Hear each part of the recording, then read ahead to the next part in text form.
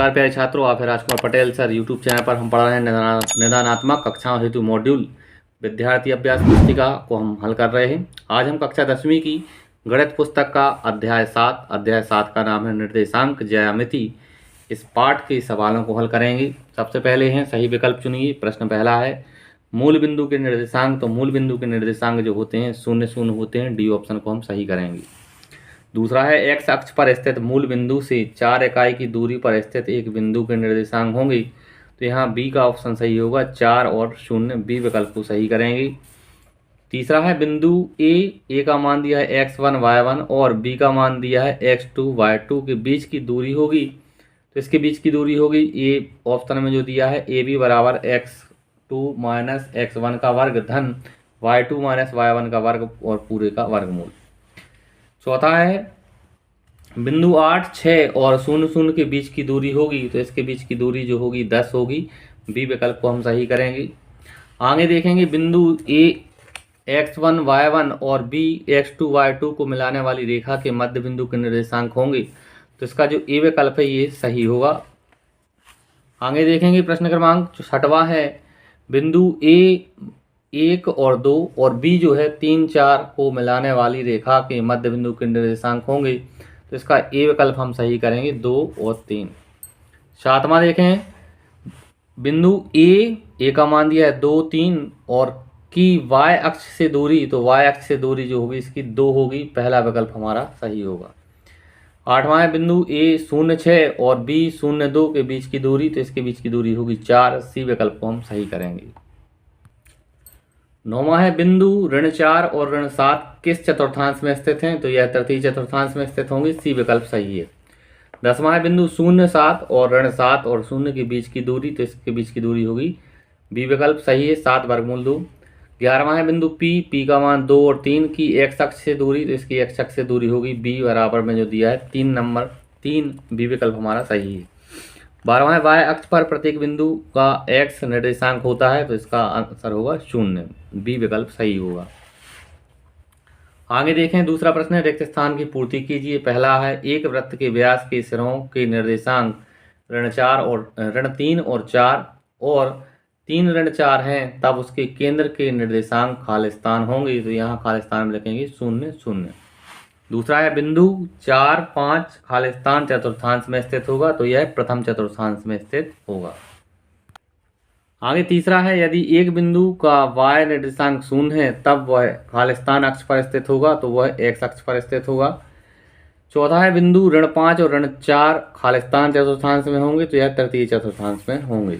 अगला है सही जोड़ी मिलाइए। स्तंभ आ और स्तंभ बा से हमें सही जोड़ी मिलानी है। पहला है x अक्ष पर किसी बिंदु के निर्देशांक। तो यह होंगे x और 0 डी, इसको d से मिला लेंगे ऐसे। आगे देखें y अक्ष पर किसी बिंदु के निर्देशांक। तो y अक्ष पर निर्देशांक होंगे 0 और y, ये दूसरा का होगा। बिंदु 3 और ऋण 4 वाला चतुर्थांश। तो यह चतुर्थ चतुर्थांश होगा। मूल बिंदु के निर्देशांक 0 0 होते हैं। बी विकल्प ये सही हो जाएगा। और बिंदु x1 y1 की मूल बिंदु से दूरी।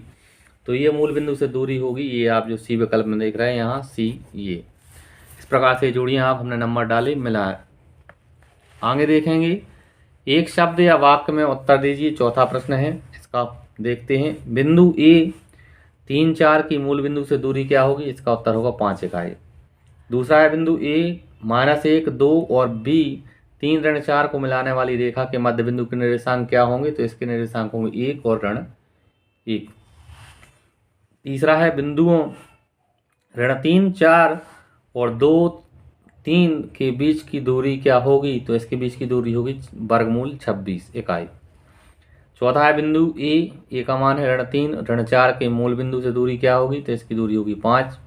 5वां प्रश्न है बिंदु ए 1 और 2 और बी का मान दिया 3 4 को मिलाने वाली रेखा के मध्य बिंदु के निर्देशांक क्या होंगे। तो ये होंगे 2 और 3। 5वां प्रश्न है सत्य असत्य लिखिए। y अक्ष पर मूल बिंदु से 10 इकाई दूरी पर स्थित बिंदु के निर्देशांक 10 और 0 होंगे। ये कथन असत्य है। दूसरा है बिंदु P x y की मूल बिंदु से दूरी x वर्ग धन y वर्ग पूरे का वर्गमूल होती है। यह कथन सत्य है। तीसरा है y अक्ष पर स्थित बिंदु के निर्देशांक 0 और y के रूप के होते हैं। ये कथन सत्य है। चौथा है बिंदु 1 और 5 प्रथम चतुर्थांश में स्थित होंगे, यह कथन सत्य है। पांचवा है मूल बिंदु से बिंदु एक्स वाई की एक्स वर्ग धन वाई वर्ग का वर्गमूल दूरी है, यह कथन सत्य है। और छठवां मूल बिंदु के निर्देशांक 0 0 है, यह कथन भी सत्य होगा। आगे देखें, छठवां प्रश्न है बिंदु 0 0 और 36 5 के बीच की दूरी ज्ञात कीजिए। यहाँ हमने लिखा है, दिया है बिंदु 0 0 और 36 5 है। बीच की दूरी का फॉर्मूला x2 माइनस x1 इसका वर्ग धन y2 माइनस y1 का पूरे का वर्ग और सबके ऊपर है वर्गमूल। यहाँ मान रखेंगे 36 माइनस 0 का वर्ग धन 5 माइनस 0 का वर्ग, 36 का वर्ग 1296 धन 25, 5 का वर्ग 25 हो जाएगा, दोनों को जोड़ेंगे तो 1321 का वर्गमूल। सातवां है बिंदु ऋण 5 7 और ऋण 1 3 के बीच की दूरी ज्ञात कीजिए। यहाँ दिया है बिंदु ऋण 5 7 और ऋण 1 और 3, ये फॉर्मूले में हमने यहाँ मान रखे हैं, आप यहाँ देख रहे हैं। इस मान को रखने पर यहाँ 5 में ऋण के 5 और ये ऋण का 1 4 बचेंगी, 4 का वर्ग और यहाँ ऋण 4 का वर्ग, तो यहाँ ऋण का वर्ग करेंगे तो प्लस हो जाएगा, 4 का वर्ग 16 और 16 32 का वर्गमूल, 32 को तोड़ेंगे तो ये इस प्रकार से हमारा 4 वर्गमूल 2 आंसर आ जाएगा। आगे देखेंगे, आठवां प्रश्न है वृत्त के केंद्र के निर्देशांक ज्ञात कीजिए यदि उसके व्यास के सिरे के निर्देशांक ऋण 3 4 एवं ऋण 5 और 6 हैं। यहाँ लिखेंगे वृत्त के व्यास के सिरों के निर्देशांक, ये हमने यहाँ लिखी। वृत्त के केंद्र के निर्देशांक इस प्रकार से ऋण 3 धन ऋण 5 बटे 2, ऋण 3 और ये प्लस और माइनस माइनस हो जाएगा और यहाँ 4 धन 6 बटे 2। अब यहाँ देखेंगे ऋण के 3 और ऋण के 5 जोड़ के ऋण के 8 बटे 2, यहाँ 4 और 6 10 बटे 2। अब हम यहाँ 2 से काट देंगे तो ऋण के 4 आ जाएंगे और यहाँ 5 आ गया, 10 से को काटा 2 से, अतः केंद्र के निर्देशांक होंगे ऋण 4 और 5, ये आंसर होगा। नौवां है बिंदु ए के निर्देशांक ज्ञात कीजिए जहाँ ए भी एक वृत्त का व्यास जिसका केंद्र 2 ऋण 3 है तथा बी के निर्देशांक 1 4 है। माना कि बिंदु ए के निर्देशांक एक्स वाई है, एक्स धन 1 बटे 2 बराबर 2, एक्स धन 1 बराबर 4, यहाँ लिखेंगे एक्स बराबर 4 ऋण 1 बराबर 3, यहाँ एक्स का मान आ गया 3, एवं वाई धन 4 बटे 2 बराबर ऋण 3, तो यहाँ वाई धन 4 बराबर ऋण 6, जो 2 यहाँ भाग में थे इस साइड आके गुणा में हो गए हैं। अब धन 4 को भी हम पक्षांतर करेंगे तो वाई बराबर ऋण की 6 पहले से थे, ये 4 यहाँ से यहाँ ऋण में हो गए तो ऋण की 10, वाई का मान आ गया ऋण 10, अतः ए के अभिष्ट निर्देशांक होंगे 3 और ऋण 10।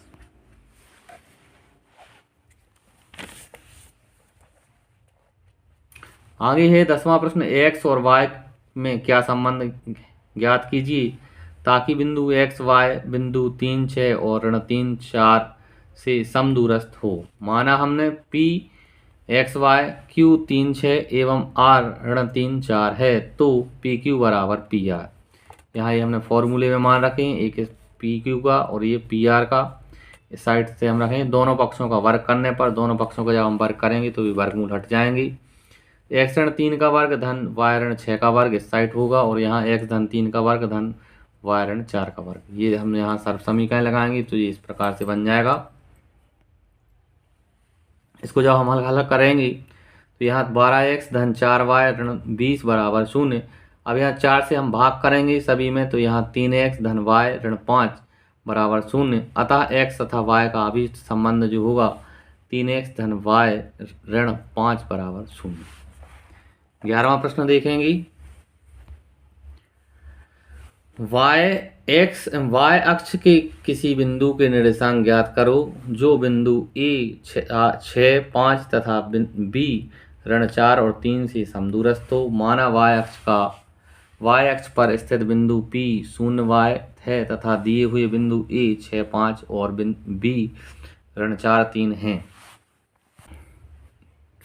अब हम प्रश्नानुसार लिखेंगे पी ए बराबर पी बी, पी ए के मान यहाँ से लिखेंगे हम और ये पी बी, दोनों पक्षों का हम वर्ग करेंगे तो यहाँ 6 ऋण 0 का वर्ग धन 5 ऋण y का वर्ग, यहाँ भी इस प्रकार से हो जाएगा। अब इसको हम हल करेंगे तो यहाँ बचेगा ऋण 10y धन 6y धन 61 ऋण 25, यहाँ बचेगा 0, यहाँ ऋण 4y धन 36 बराबर, ये जब हम जोड़ना घटाना करेंगे तो ये इस प्रकार से ऋण के 4y बचेंगी और 36 प्लस की यहाँ ऋण से ऋण कैंसिल हो जाएगा तो y का मान आएगा 4 नाम 36, 4 का है हमने पक्षांतर कर लिया है, तो यहाँ y का मान आ जाएगा 9। अतः y अक्ष के निर्देशांक होंगे 0, 9 होंगे। आगे देखेंगे 12वां प्रश्न है, उस बिंदु के निर्देशांक ज्ञात कीजिए जो बिंदु हो 2, 5 और ऋण 5 और ऋण 2 को मिलाने वाली रेखाखंड को 3:4 के अनुपात में विभाजित करता है। यहाँ हमने लिखा दिया है x1 बराबर 2, y1 बराबर 5, x2 बराबर ऋण 5 और y2 बराबर ऋण 2। यहाँ m1 बराबर 3 है और m2 बराबर 4। चूँकि x बराबर होता है m1 into x2 plus m2 into x1 बटे m1 धन m2। इस फॉर्मूले में इसको हमने मान रखा है। इस मान को जब हम हल करेंगे, यहाँ तो 3 5 15, ऋण के 15 और 4 दूनी 8 बटे में 7, 3 और 4 7। 15 में से 8 कम हो जाएंगे जो ऋण की 7 बटे 7, 7 से 7 कैंसिल होगा एक बार, ऋण का 1 हमारा ये आ जाएगा x का मान। इसी प्रकार y को जब हम हल करेंगे, ये हमने y के मान यहाँ रख लिए हैं। ऋण 3 दूनी 6, यहाँ ऋण के 6 धन 20 बटे 7, 20 में से 6 घटाएंगे 14, 14 बटे 7, 7 से 14 काटेंगे 2। अतः अभीष्ट बिंदु के निर्देशांक ऋण 1 और 2 हैं। 13वां प्रश्न देखेंगे आप, वह अनुपात ज्ञात कीजिए जिसमें बिंदुओं A 1 ऋण 5 और B ऋण 4 और 5 को मिलाने वाला रेखाखंड x अक्ष से विभाजित हो। दिया है बिंदु A 1 ऋण 5 और B का मान ऋण 4 और 5 को मिलाने वाला रेखाखंड AB को x अक्ष पर स्थित बिंदु P x 0 है, माना वह m1 अनुपात m2 अनुपात में विभाजित करता है। तो चूंकि y बराबर, ये यहाँ से हम फॉर्मूले को लिखेंगे, इसमें मान रखेंगे। यहाँ 0 दिया है y का मान, यहाँ m1 गुणित 5 धन m2 माइनस 5 बटे m1 धन m2। ये जब हम हल करेंगे तो यहाँ से इस प्रकार से m1 5 m1 ऋण 5 m2 बराबर 0, 5 से 5 कैंसिल, m1 बराबर m2 या फिर m1 अनुपात m2 बराबर 1:1। अब हम इस प्रकार से x को करेंगे और यहाँ हमारा उत्तर आ जाएगा। आप देखें, अभीष्ट अनुपात 1:1 एवं विभाजक बिंदु ऋण 3/2 0 है। 14वां प्रश्न है, यदि बिंदु A, ये प्रश्न है, ऋण 2 ऋण 1 B का मान 1 0, C का दिया है x3 तथा D का समांतर चतुर्भुज के निर्देशांक है। x और y के मान ज्ञात कीजिए। हमने यहाँ लिखा दिया है, समांतर चतुर्भुज के प्रकोण से विकर्ण AC एवं BD परस्पर बिंदु O पर समद्विभाजित करते हैं। तो AC के मध्य बिंदु के निर्देशांक बराबर BD के मध्य बिंदु के निर्देशांक होंगे। यहाँ हम देखें, इस प्रकार से इसको लिखेंगे, x ऋण 2 बटे 2, 1 धन 1 बटे 2, x ऋण 2 बराबर 2, यहाँ x का मान आ जाएगा 4। ये ऋण के 2 इस साइड आके प्लस के हो जाएंगे। इसी प्रकार से y का करेंगे। इस प्रकार से आप वीडियो को रोक के इस सवाल को आप उतार सकते हैं और कर लें। इस तरह से प्यारे छात्रों, इस वीडियो के माध्यम से हमने इस पाठ के सवालों को आपको बताया है। अगर आपको वीडियो अच्छा लगे तो आप चैनल को सब्सक्राइब करें, वीडियो को लाइक करें, अपने दोस्तों के साथ शेयर करें। धन्यवाद। जय हिंद, वंदे मातरम।